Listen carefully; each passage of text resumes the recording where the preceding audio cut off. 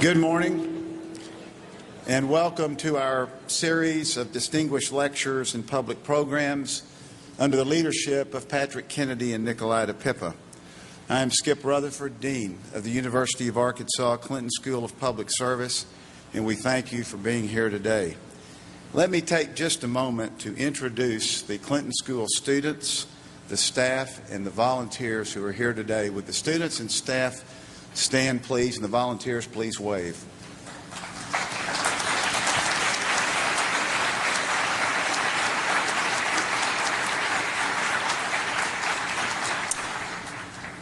If I could ask everyone to please turn your cell phones off, to please take a look at the flyers on your chairs and note 2 worthy causes established through the Arkansas Community Foundation.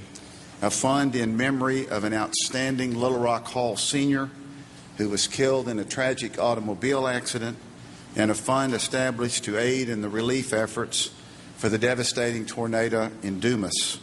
Your support for either or both is sincerely appreciated. Following our speaker's remarks, I will ask him a series of questions which have been submitted by you in advance.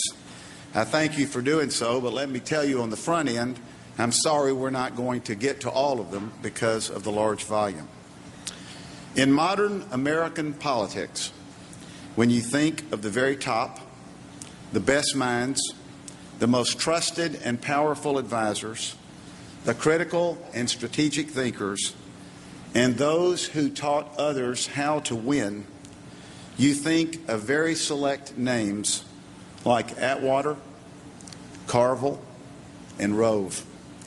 Today, the University of Arkansas Clinton School of Public Service is privileged to welcome the Deputy White House Chief of Staff, the person who orchestrated the election and re-election of President George W. Bush, and the individual who in many ways has reshaped and continues to shape the American political system. Ladies and gentlemen, Karl Rove.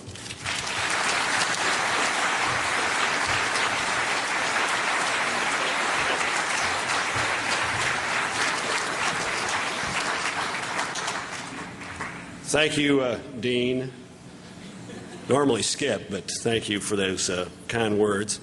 It's great to be back in Little Rock, and it is a real honor to be speaking today at the Clinton School of Public Service. You have to admit that's a little strange, though, isn't it? It's sort of like having a heavy drinker holding forth at the Temperance Convention, or an atheist preaching at the Southern Baptists. It's not what some people might expect, and it seems just, well, a little weird. I don't know about you, but I've been dealing with a little weird occasionally. I used to be the only Republican faculty member at the Lyndon Baines Johnson School of Public Policy at the University of Texas at Austin. That proves that either God has a terrific sense of humor or that affirmative action for Republicans in higher education really does exist. You know, but one can't walk the grounds of the William Jefferson Clinton Presidential Library or visit the school to which he has given his name without being deeply impressed. So it's not as weird as you think, because I confess I love presidential libraries and I love presidential schools, in large part because I love American history and the American presidency and American politics. And these libraries and these schools serve a great purpose, which is to help us understand the presidents, the times in which they served, and understand America better itself. These presidential libraries and schools preserve memories and events in our national life. They allow us to reflect on those events with the benefit of distance and provide us with the gift of perspective. And at their best, these schools and libraries are an important source of knowledge for this generation and future generations by illuminating the times in which we've lived and the journey ahead for our country. There's another reason, though, and probably more keenly felt by me and others who've occupied an office in the West Wing or the old Executive Office Building, and that is the belief that every occupant of the Oval Office and every member of a White House staff cannot help but be impressed by certain things. For example, the words, "the nobility of public service," are more than a mere phrase. If you've walked into the 18 acres through those terrific gates, you understand the obligation of service. You understand the necessity of a deep conviction about something that is real and uplifting and important. You also become aware of the tremendous burdens and challenges that any president faces on a daily basis. The experience is beyond anything that a textbook or even an autobiography can capture. I know, because I got a lot of presidential biographies and autobiographies, and nothing prepared me for the experience and the understanding that I had of walking inside those gates and seeing and sensing what previous presidents and previous White House staffs had had to grapple with on a daily basis. It creates a common bond, that experience, one that outlasts even fierce competition. You gain a respect for those who have served and a respect for those whose service is yet to come. I suspect we all remember some of the harsh things that were said in the 1992 presidential contest between President George Herbert Walker Bush and Governor William Clinton. And yet those differences, which seemed so important at the time, have faded with the passage of time. And they've given way to a mutual respect and some tremendous good works, whether in helping the people of Indonesia recover from the tsunami or helping the people of New Orleans recover from Katrina. It's not the first time that that kind of relationship has sprung up between political adversaries for the nation's highest office. In fact, more often than not, the passage of time has created that kind of relationship. John Adams wrote letters to some of his allies in the 1800 election and encouraged them to lay out certain things about Thomas Jefferson, for example. And one of them, based on a letter he'd received from Adams, wrote this about Jefferson in the newspaper he edited. He said, if Jefferson became president, quote, murder, robbery, rape, adultery, and incest will be openly taught and practiced. The air will be rent with the cries of the distressed, the soil will be soaked with blood, and the nation black with crime. Jefferson responded in kind. He hired a European named James Callender to serve as the editor of the Republican paper of Richmond, and you should go back and see what he had to say about John Adams. Unfortunately, after the election, Jefferson did not continue to fund Mr. Callender, so Mr. Callender, being an opportunist, became the editor of the Federalist paper of Richmond and wrote ugly things about Jefferson, including in 1804 the publication of the letters he'd received from Jefferson telling him to say bad things about Adams. He also intimated a relationship with Sally Hemings. But years later, these two men reconciled. These two bitter political rivals reconciled in really one of the great moments in American history. Their letters, if you haven't read them, are gems of the founding documents. And their relationship, their friendship, was one of the adhesives that kept the country together longer than it did. And their deaths on July 4th, 1826, 50 years after the signing of the Declaration of Independence, is really one of the more remarkable moments in American history. So working in the White House deepens the appreciation of the achievements of previous administrations and previous presidents. It creates a keen awareness of the debt that each president and each White House owes the people who've occupied those offices and walked those halls. That's sort of odd, because each president runs on every candidate for president runs on a platform of change, even if it's modest change in times of success. And that's understandable and often necessary. And each president brings to the office a set of convictions and ideas that are his own, and he has an obligation to implement the policies on which he ran. But at the same time, there's something to be said for continuity. And every president owes a debt to his predecessors for strengthening the office,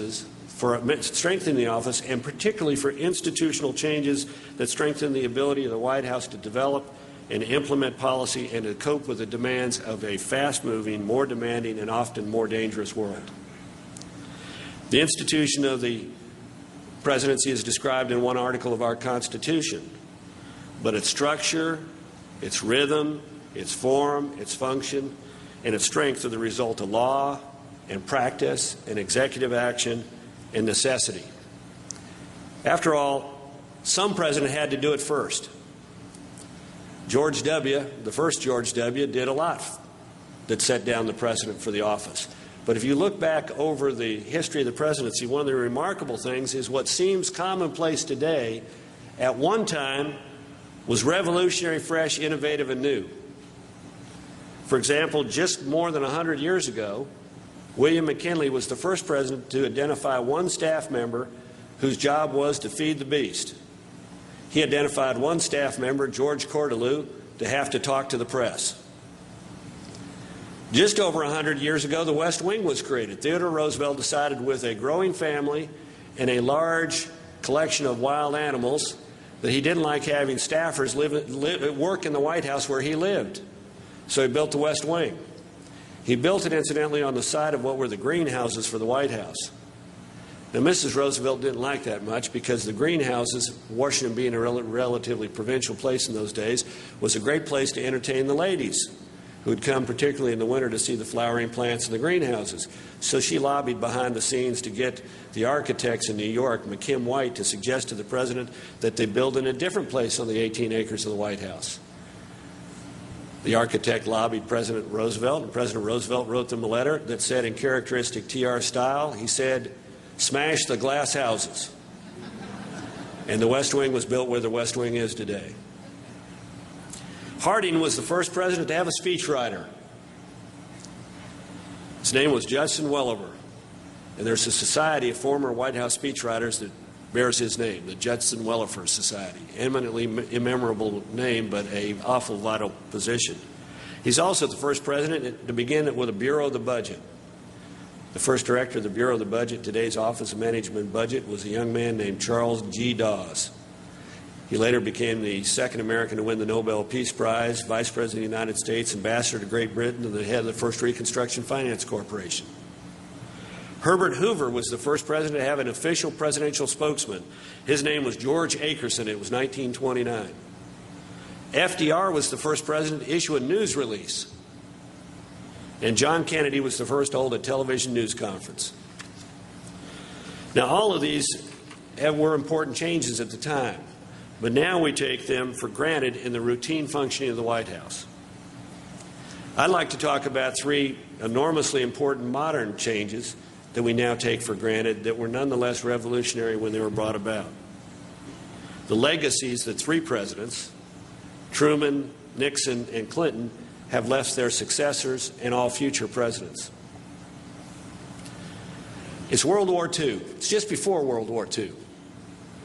The U.S. Navy Department, the U.S. War Department, and the State Department are all located in one building. Today we know it as the Eisenhower Executive Office Building. It's that big block of stone directly to the west of the White House, the old Executive Office Building. Think about that. Three major departments of government, the Navy, War, and State Departments, were located in that building. In fact, on the second floor of the building, a large office was taken up by someone who had no responsibilities to any one of those three departments. In 1919, as an act of thanks and gratitude, the United States government gave Black Jack Pershing an office on the second floor of the White House, on the second floor of the old Executive Office Building. Today, it's the Vice President's ceremonial office. But in 1919, that became his office, and it remained his office until nearly the end of World War II, 1945. But with the war, we had the building of the Pentagon and an expansion of America's defense and international establishments. And suddenly we had the State Department's office and over there, and the Navy Department and the Army Department over there. And then we had this thing called the Air Force, which was starting to be first the Army Air Force, and then sitting there, and people were trying to figure out what to do with it. And it was chaos. You read the description of the planning efforts in World War II, and it is chaos. And in 1944, General George Marshall, the Army Chief of Staff, began advocating the unification of the armed forces in a single department with a single civilian secretary. And you thought World War II was bad. All war broke out between the Navy Department and the War Department. The War Department dominated by the Army, and the Navy Department dominated, surprisingly enough, by the Navy. The Secretary of the Navy, a guy named James Forrestal, opposed unification of the military, but he recognized the need for greater policy coordination. So he suggested, as an alternative to creating a unified Defense Department, he said, why don't we have an interdepartmental council like the War Cabinet in Britain? Like we have a military Joint Chiefs of Staff, let us have a civilian Joint Chiefs of Staff, in which there is a civilian lead for each one of these entities, the State, the War, the Navy Department, and they'll coordinate policy. Well, this caught Harry Truman's eye because he knew how chaotic it was. And in December of 1945, he submitted to Congress a message of support of unification in a single Department of Defense, but it had no mention of this coordinating body. You read about it at the time, and the White House is staffed primarily by young military officers. One of them was a young Navy officer named Clark Clifford. And he and another young aide named George Elzey began writing memos to Truman. George Elzey is still alive today. He was the man who manned FDR's map room in the White House during World War II. And they began pushing and prodding for action. And they give a report. The infighting gets so bad that Truman says to the Secretary of War, Patterson, and the Secretary of Navy, Forrestal, stop fighting, get together and see what you can agree on. And they come together and work it out and come with a point of agreement. And they endorse a Security Council to integrate our military and foreign policies, a new civilian head of the military establishment, and civilian heads of the services with a new service for the Air Force. Truman submits this in 1946 to the Congress and includes the Council of National Defense to maintain this compromise that the two secretaries came up with, and they submit it to Congress. And in July of the next year, the National Security Council is created in the National Security Act of 1947. It creates the Defense Department that unifies the military services, and as a part of it, it sets up the National Security Council. That's today, looking back, it's an inauspicious start to an awfully vital White House entity that helps the President on international affairs, the National Security Council. For in the succeeding decades, by executive order and practice, the National Security Council has assumed a vital role in coordinating international and security policy development throughout the entire government. This complex problem of what does America do abroad, diplomatically, economically, and militarily, a president no longer has to talk individually to the Secretaries of State and Defense and Treasury and Commerce and the head of the USTR and the USAID and dozens of other agencies in order to arrive at policy. Instead, he has an entity that can coordinate all of that through meetings of deputies to hash out these issues, through meetings of the principals, the secretaries, and leaders of these agencies. The President can get broader understanding of the issues. There can be deep discussion about these issues. There can be clarification of consensus. And then you can sharpen the disagreement so that when you walk into the Oval Office to lay it out in front of the President, everybody has done the homework, and the President has the advantage of the absolute best advice that people can provide him. It's a mechanism, a system for the President to arrive at a fuller knowledge of international issues. And in this age, that's absolutely vital. The irony is, by setting up this coordinating group, it creates a diversity of opinion, but it does so within the constraints of an agency, an entity, that can clarify those disagreements and present them to the President for resolution. It is hard to think of the United States government today without thinking, or the office of the Presidency, without thinking about the National Security Council. It became so vital that when Henry Kissinger became Secretary of State, after being National Security Advisor, he kept the position of National Security Advisor. He understood how important it was to coordinating policies at a difficult time in the country's history. Similarly, don't think it's an accident that the last National Security Advisor is today's Secretary of State, Condoleezza Rice.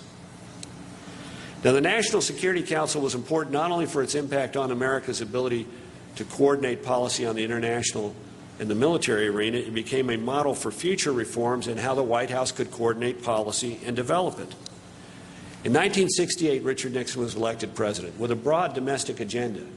But when he got into office, he realized he had little in the way of functions within the White House that would allow him to develop and coordinate and implement domestic policy. He reached out and got a bright professor from Harvard named Daniel Patrick Moynihan to become his urban affairs advisor and hoped that that would take care of it, but realized it wouldn't. So in November of 1969, he appointed John Ehrlichman as the head of a new agency, a new office within the White House, as assistant to the President for Domestic Affairs. And it charged him with coming up with a National Security Council-like entity that could help coordinate domestic policy. And by March of 1970, based on the work both of Ehrlichman and on the President's Advisory Council on Executive Organization headed by an industrialist, Roy Ash, president of Litton Industries, Nixon put together an organization plan and sent it to Congress. Among other things, it created the Domestic Policy Council. Modeled on the National Security Council, the Domestic Policy Council was designed to bring together cabinet officials to discuss and coordinate domestic policy. The council was formally chaired by the President, included every member of the cabinet except the Secretaries of Defense and State. And Ehrlichman's domestic affairs staff served as a staff to the council. Nixon furthered this effort by naming 7 members of the White House staff to the council. And I want you to think about who these 7 members were. John Ehrlichman, Daniel Patrick Moynihan, later a United States Senator, George Shultz, later Secretary of Labor and Secretary of State, Caspar Weinberger, former Secretary of Defense, and Donald Rumsfeld, all then young men and young staffers, making it a White House cabinet structure and overseeing the policy process throughout the government. Because of the quality of its early participants and because it modeled itself on the methods and processes of the National Security Council, the Domestic Policy Council has become a vital part of the White House structure used to coordinate and develop domestic policy, to strengthen the President's hand in the domestic agenda, and as a valuable avenue for cabinet involvement. But even then, it wasn't enough. In a 1992 campaign, President Clinton made a promise that if elected, he would create an Economic Security Council modeled on the NSC. And when he became president on January 25, 1993, he issued an executive order establishing the National Economic Council. Coordinate economic policy making for domestic and foreign economic issues, coordinate economic policy advice to the President, ensure that policy and programs were consistent with the President's agenda, and monitor the implementation of the economic agenda. Now, this had been tried before. Various presidents, Nixon, Ford, Carter, and Reagan, had set up various entities, but none had the power and the punch of the National Economic Council. And again, it was because the vision of the President in setting up a broad agency, broad office with a lot of authority, and also a lot of skill in picking the first head of the office, Bob Rubin. He brought a collegial consensus-building model to it. He established a process of coordinating policy and didn't seek conflict with the agencies. And as a result, he's created a valuable office within the White House to serve the President. It was instrumental in developing his economic plan. It's been instrumental to this President in developing his. Now, these may seem like modest things, but it is difficult to convey how much these 3 changes in structure have meant to the focus and the discipline and the process of the presidency. It encourages dialogue. It encourages investigation of issues on a deep basis. It creates an informal and informal structures that add to and strengthen the policy development within the White House. And it's absolutely vital, though not described in the Constitution nor outlined in early law or used by early presidents, these institutions have become absolutely vital to the success of the American presidency. And why? I'd like to suggest a couple of reasons. First is the complexity of government. In 1930, government spending was equal to 3.4% of the GDP. Today, it's 20%. The federal government spent $10 billion in 1940. That'd be $94 billion in today's money. Today's budget is over $2 trillion. When FDR took the oath of office in March of 1933, the federal civil workforce was less than 600,000 people. Today, the U.S. Postal Service employs over 700,000, one agency. The second reason is the growth of the executive branch. When George Washington took office in April of 1789, he faced the issue that the Constitution did not provide for a group of advisors, and so initially he relied on sort of administrative remnants from the Articles of Confederation. His White House staff consisted of, in fact, his executive branch consisted of 3 people and their staffs. John Jay as Superintendent of Foreign Affairs, Thomas Jefferson as Minister to France, and Henry Knox, Superintendent of War. Over the summer of 1789, the Congress grappled with the question, and they established the executive branch of government. And they gave him 5 cabinet members: Secretary of War, Knox; Secretary of State, Thomas Jefferson; Secretary of the Treasury, Alexander Hamilton; Attorney General Randolph; and Postmaster General Samuel Osgood. And the government could have fit in this room, the entire government. And it stayed that way for most of the next century. I have hanging in my office in the West Wing a picture, a lithograph by John Carpenter of his painting, the first reading of the Emancipation Proclamation. It's Lincoln in his private office in the White House, not the West Wing, but in the White House, because the West Wing didn't exist, reading the Emancipation Proclamation to his entire cabinet, 7 men.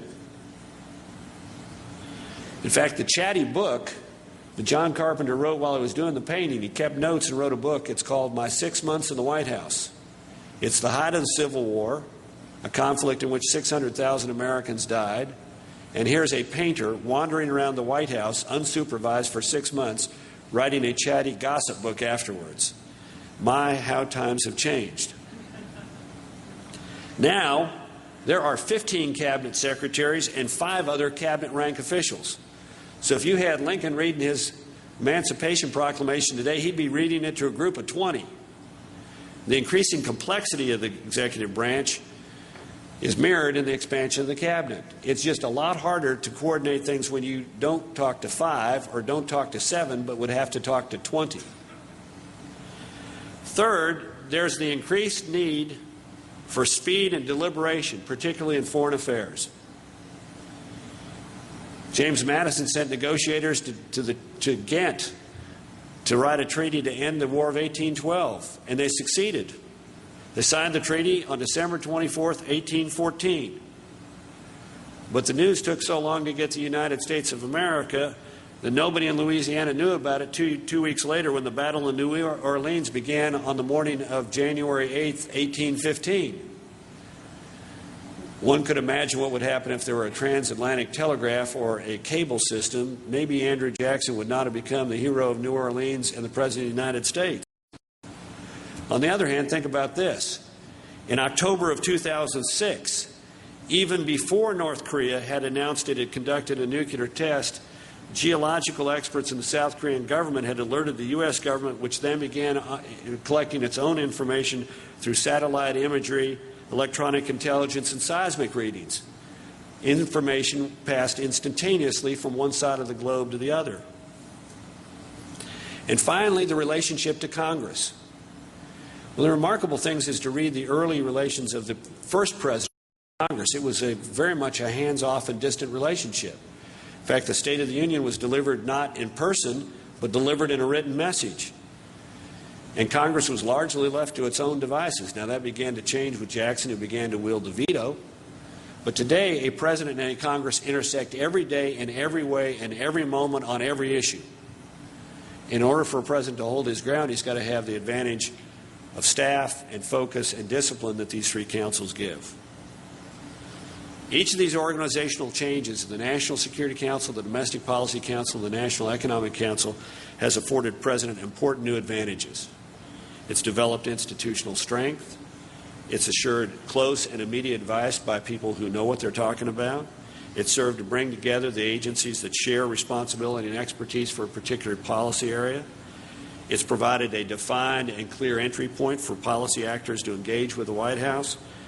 And it's established responsibility in the White House for specific responsibility for policy development and implementation in specific areas.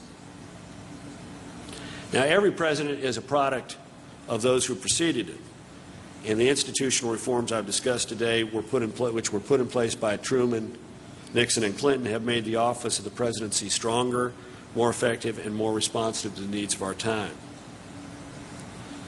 And they're a reminder of the legacy that every president owes his predecessors.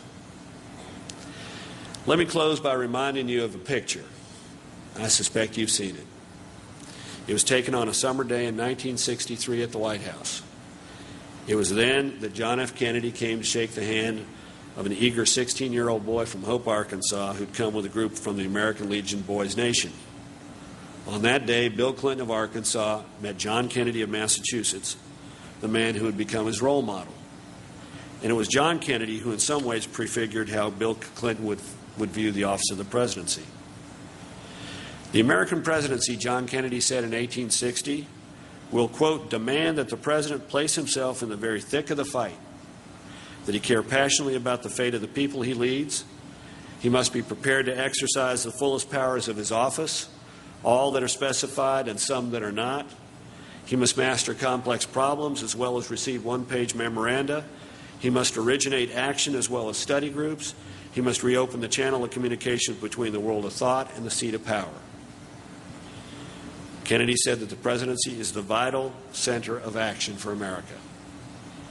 It has been made so by the actions of many of the 43 men who've held the office. In turn, each of them has been the recipient of a legacy left them by their predecessors. In a few instances, those legacies left them great challenges. Poor Mr. Buchanan could not stop the onset of the war, and what he left to Abraham Lincoln was a disaster. But all modern presidents have benefited from the thoughtful actions of their visionary predecessors who strengthened the ability of the president to receive clear advice, coordinate and deepen consultation with the other elements of government, and provide a way for those who want to engage with the administration on a matter of vital importance. These actions have extended the reach and the effectiveness of the presidency. And with its creation of the National Economic Council, one of the presidents to whom all succeeding chief executives will owe a debt is the man whom you honor with his name on this school, Bill Clinton. The Clinton Library and the Clinton School of Public Service remind us that America's 42nd American president cares passionately about the fate of the people he led.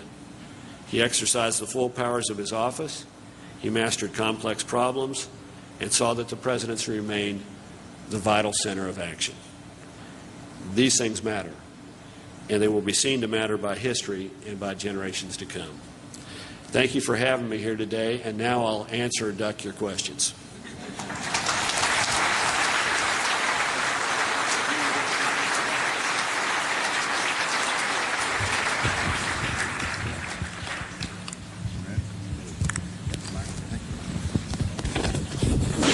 Two great technological people here.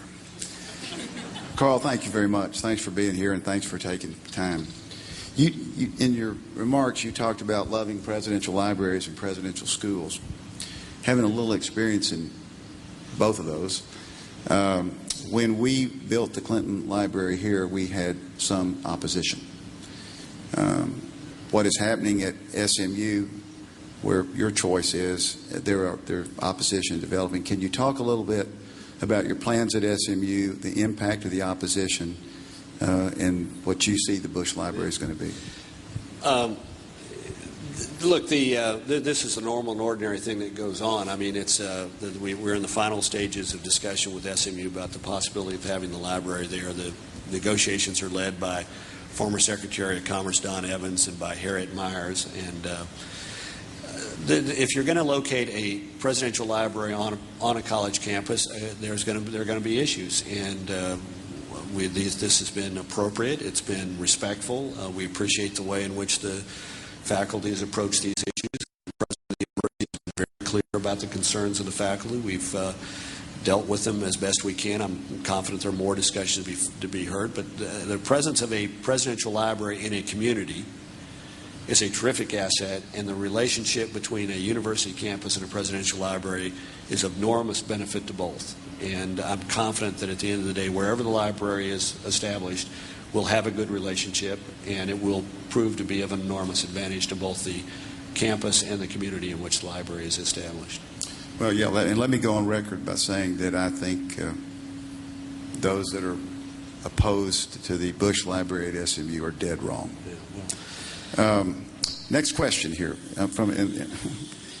You talked about history and the legacy of presidents and what they've, and again, not all presidential stories are are victories, there are some defeats.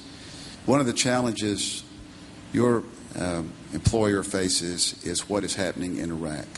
And do you think that history may say Iraq is to George Bush what Vietnam was to LBJ, and could you expand on that a little bit? Yeah, no, I don't think it will be. I think there's an easy but incorrect comparison.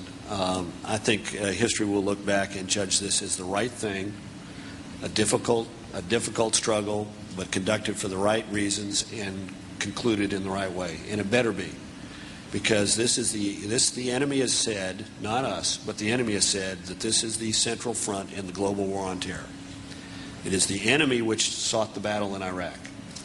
And if we do not achieve a stable, democratic Iraq that can govern itself, sustain itself, and serve as an ally in the war on terror, we will leave at the heart of the Middle East a dangerous center for terrorism that will threaten the United States. Let's be clear about the enemy. Don't take my word for it. Take $17 and go to Borders or Barnes & Noble and buy a book called The Messages to the World. It is the collected writings of Osama bin Laden. The good news is he gets none of the royalty income off of the book. But in it, he's crystal clear.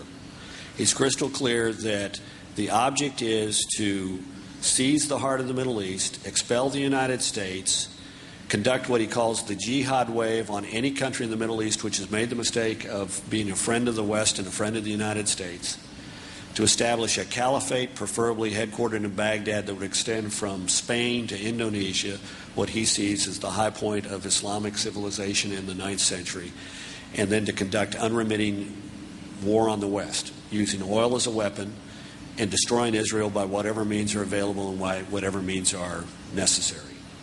And we kid ourselves if we think in this world that we can turn a blind eye and withdraw and come home and suffer no bad consequences. We had the Taliban in Afghanistan who trained 20,000 people in their terrorist camps, and they launched attacks on our country on 9/11. And imagine what would happen if, rather than sort of this country way off in the periphery of the world with no real natural resources, instead they controlled a country that had the 3rd largest oil reserves in the world. So I'm confident history will look back on this and see this as an important step in fighting and winning the initial battles of the war on terror. First battle was in Afghanistan. This is the second one. It's not the war we wanted. It's not the war we'd want. Everybody wishes it was over, but we better conclude it with victory for the United States, or it will be a very dangerous future for our kids and our grandkids. In 2006, you and others, and even me, predicted that the Republicans would maintain control of Congress. That didn't happen.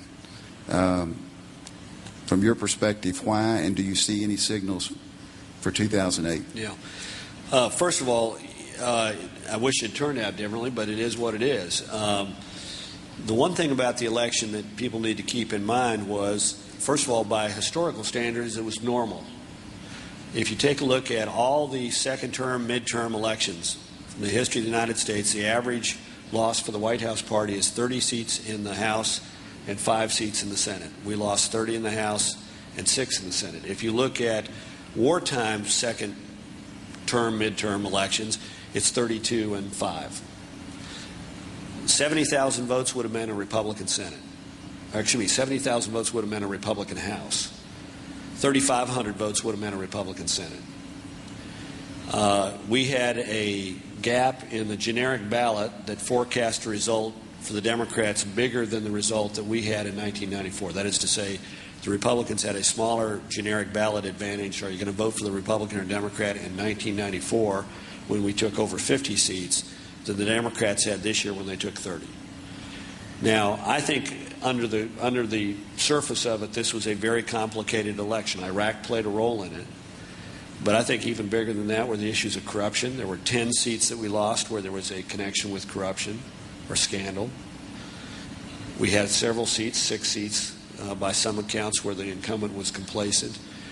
We lost some seats because of Iraq. But I think people need to be careful about suggesting that it was all Iraq or even predominantly Iraq. If so, then why in suburban New York City does Chris Shays, who takes a determinedly pro-war stance, survive a determined challenge. It was the first election in which the New York Times had failed to endorse him, endorsed his opponent, a woman named Diane Farrell. In New Mexico, in a district that the president lost, the first district in New Mexico, Heather Wilson, who has been in the middle of war planning and on the Intelligence Committee and a defender of the war, won a tough election against the state attorney general. So I want to be cautious about it. I recognize it had an impact. War is never a good environment in which to run. But having said that, this was a more complex election, and it was, by historical standards, normal, and by examination of the individual results, pretty darn close. And do I think the Republicans are going to come back in 2 years? I think that all depends upon whether we get things going in the right direction in Iraq, whether we rebrand ourselves as the party of fiscal restraint, and whether our candidates have the courage to be bold and don't go into the fetal position as we go into the 2008 elections. Well, speaking of the 2008 elections, we said... Let's not. No. You don't. Your candidate's not. You don't have. You can look at it from the outside observer. In Arkansas, former governor, former first lady, and a retired general. Can you talk a little bit about your perspectives of Mike Huckabee, Hillary Clinton, and Wesley Clark? Yeah. I'll say a little bit about Huckabee, but I'm going to try and stay away from the 2008 elections as much as I can. Well, I'm not going to let you. I'm going to come back. Yeah, exactly. You can't do that. Yes, I can. We'll see.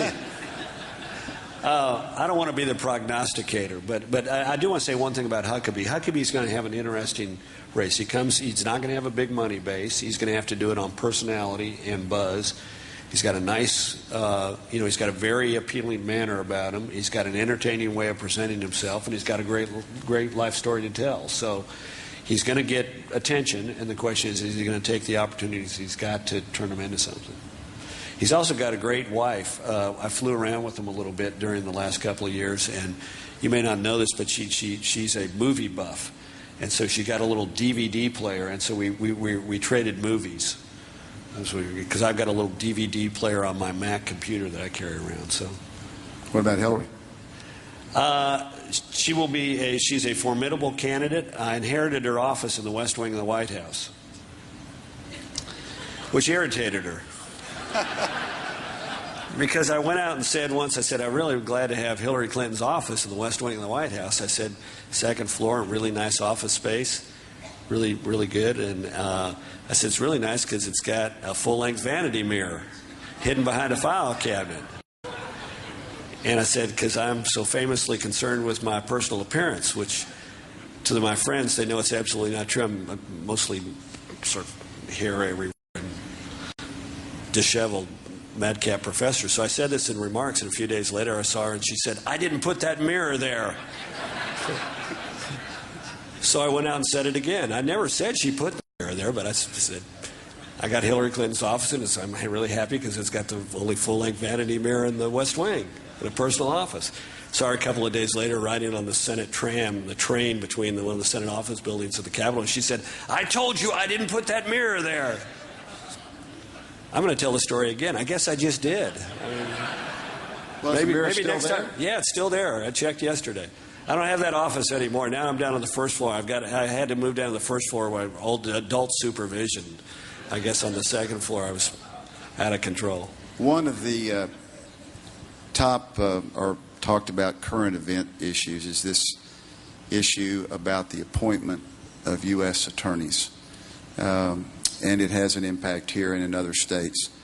Can you give us any insight on that?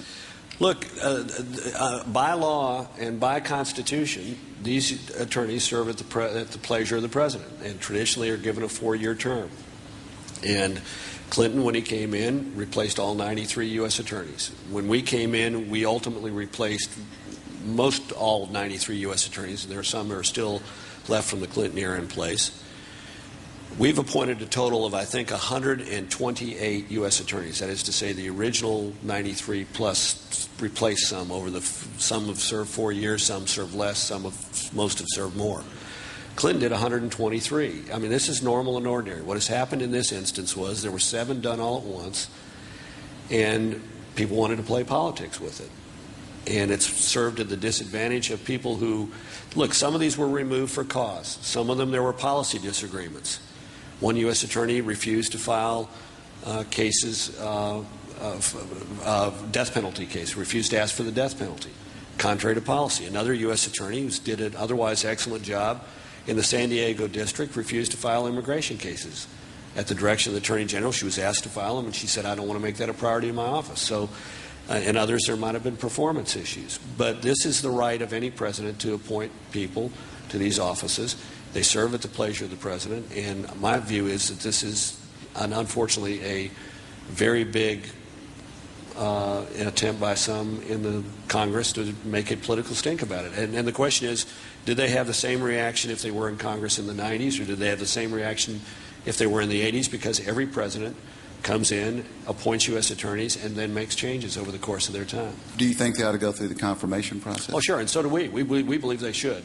There is in the law a mechanism.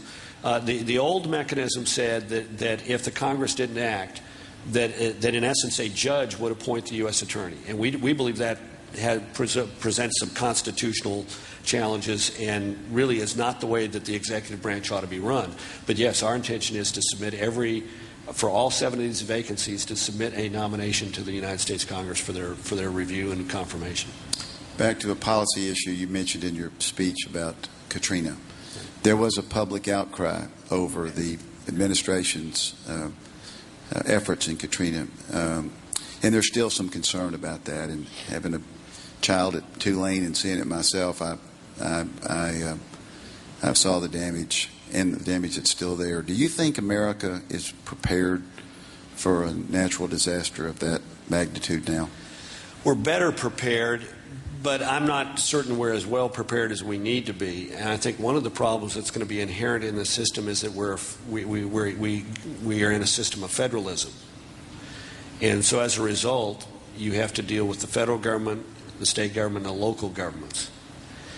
And the federal government will be better prepared in the future. Changes have been made in the way that they handle things, the way that they're prepared for things. We saw it last year in the hurricane season. We'll see it again this year in the hurricane season, and that they're pre-placing items or pre-placing people, pre-placing assets to deal with these. But the recovery is going to be continually a challenge because of the issue of federalism. Last week we were over in Mississippi and Louisiana. Both states suffered horrific damage to their housing stock. Both of them adopted plans. Mississippi came forward with its plan first, and Louisiana largely modeled its plan on Mississippi's. But in the execution, it's like night and day. In Mississippi, there are roughly 17,000 people who are eligible for participation in the program. They've written checks to virtually all those people. They'll finish the job by the end of March. But they've written checks to well over 80% of the people. In Louisiana, there are 120,000 people who are eligible for this housing program. They've written checks to several thousand. And at the pace that they're going, it will take years and years and years to get done with it. This is a problem. This morning you may have heard, if you're listening to National Public Radio, that the New Orleans is on its third recovery plan, and it will not be finalized until the end of June. We have appropriated $110 billion for the reconstruction efforts in Louisiana and Mississippi. We have obligated 80 billion of those. That is to say, we have said, I think it's $86 billion is the obligation figure. That's what they've submitted plans for spending it. We've agreed to the plan, and we've obligated the money to pay for the plan. We've spent $53 billion of that 85. We've got $24 billion that is neither obligated, that's not obligated, and therefore can't be spent. That, I think, is too slow. And we've got to find a way, without pointing fingers and without blaming people, and we've got to find a constructive way to help people get their lives back together. I've been down there a number of times. I've got family in the region. And it is damage beyond people's comprehension. First time we flew over the Mississippi Gulf Coast, it looked like the hand of God for 70 miles had reached out and wiped, like you would wipe a blackboard, had wiped the coast of Mississippi off. And you go to Louisiana. We used to go to New Orleans 3 or 4 times a year because we got family in southern Mississippi. We'd fly into New Orleans and drive up to see family. And I mean, the scale of damage to people, to home after home after home, street after street after street, is just shocking. And you know people love that part of the world. I mean, the people in New Orleans and the people in the Gulf Coast have a special affinity for that place. And yet it has been painful to see the reconstruction effort, both because of the volume of the disaster and because of the difficulty, the depth of the difficulty of planning for it, but then also some of the shortcomings of every level of government finding a way to cope with it. Starting with the federal government, which did a lousy job on the front end of the thing. Let me ask you a question. Can you comment at all on the conviction of Scooter Libby? No, I can't. The White House counsel's office has asked us not to comment as long as it's continuing. I can say anybody who worked with him and anybody who knows him and his wife Harriet Grant is sad about it. And it's a painful moment, but we're going to let the legal process move forward. And if you've been around, you've been in the thick of this politics, and you've seen it close up a long time, and particularly all over American politics for the last 6 years. If you were looking ahead, who would you see as the, maybe even names that we've not heard of, but as the emerging stars of both the Republican and the Democratic Party in the future? Who would you see if Karl Rove looking out there saying he or she's on the horizon? Yeah. It's interesting. I think we're at one of these sort of turning points in American history where, the baby boomers, Clinton and Bush, we'll see another baby boomer president, but then I think it's going to quickly turn to a younger generation. And on the Republican side, there are lots of sort of interesting faces who are emerging, who in 4 years, 8 years, 12 years are going to be around. And similarly on the Democratic side, and some of them are being already talked about on a national basis. A lot of them are not.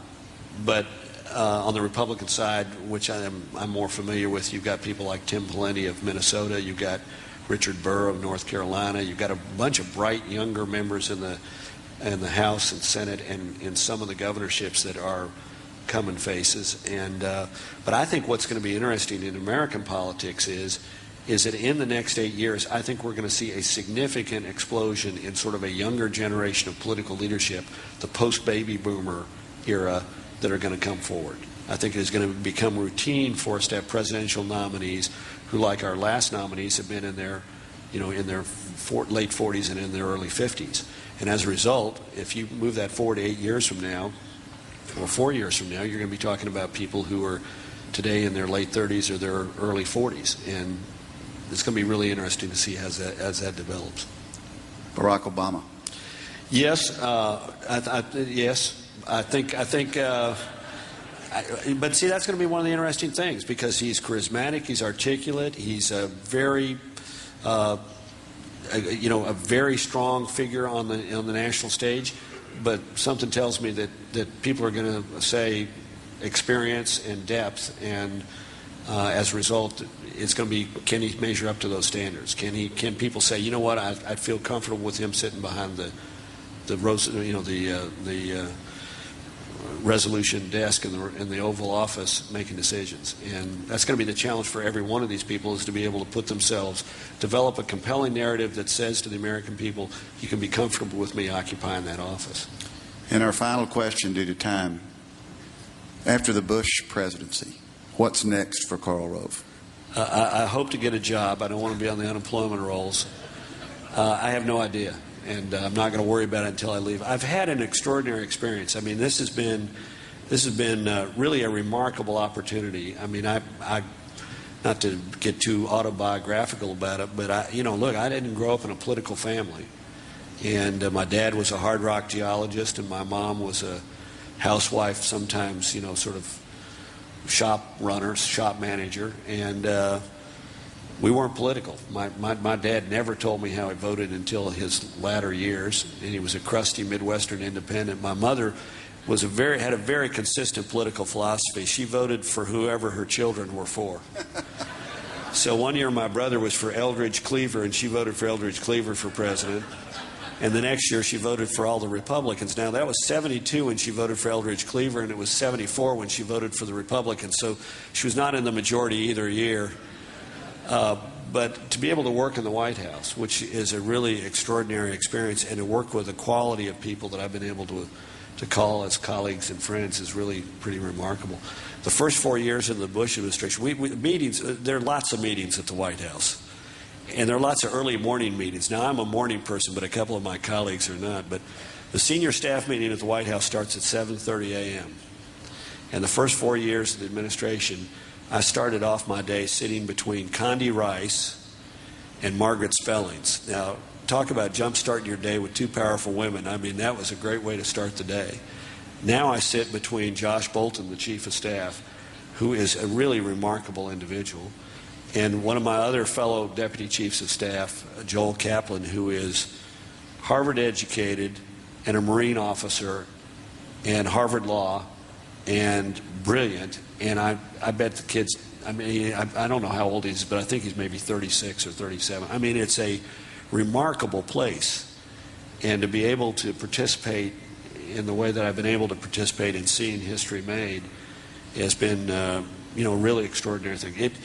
It is a fantastic job. I hope that a lot of the young scholars in the Clinton School keep the idea of public service ahead of you, because it really is a remarkable. If you prepare yourself and if you carry the skills and you can be a good colleague and you can give it your best, it can be a remarkable experience and something vital for the country. One of the best things this president has done, I'm going on way too long, but one of the best things this president has done, and one of the remarkable things about this job, is the freedom that he has created within the White House to be able to say, Mr. President, I don't think you're looking so pretty today.